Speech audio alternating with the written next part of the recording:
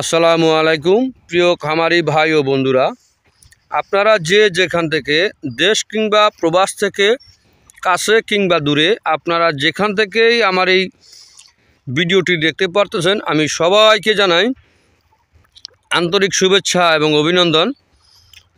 এই যে আমার সামনে যে ঘাসটা আপনারা দেখতে পারতেছেন, এই ঘাসটার নাম হচ্ছে ইন্দোনেশিয়ান স্মার্ট নেপিয়ার ঘাস, গরু ছাগলের প্রিয় ঘাস।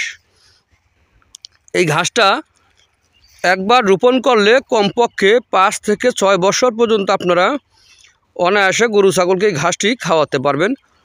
পাতাযুক্ত নরম রসালো স্বাদযুক্ত ঘাস।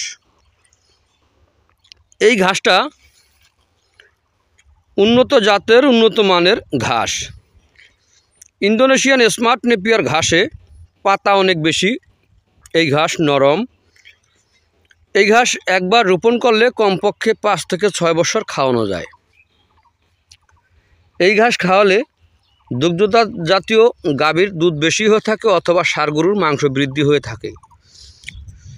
ইন্দোনেশিয়ান স্মার্ট নেপিয়ার ঘাস দেখেন, যত কাটবেন ঠিক ততই বেশি হয়ে থাকে। দেখেন প্রতিটা ঝোপে কী পরিমাণে ঘাস হয়ে আছে, প্রত্যেকটা ঝোপে একই অবস্থা। তো আপনারা যদি খামার গড়তে চান গরু ছাগলের, যেমন একটি কথায় আছে, হাতি পালন করলে কলা গাছ রোপণ করতে হয়, আর গরু ছাগল পালন করলে ঘাস রোপণ করতে হয়। তো এই যে ঘাসটা আপনারা দেখতে পারতেছেন, এই ঘাসটার তুলনা হয় না, অন্য অন্য ঘাসের সঙ্গে এই ঘাসটার তুলনা হয় না। কারণ এই ঘাসটা একটি লাভজনক ঘাস। ঘাসে খরচ কম, লাভের দিকটা বেশি, দানাদারে খরচ অনেক বেশি।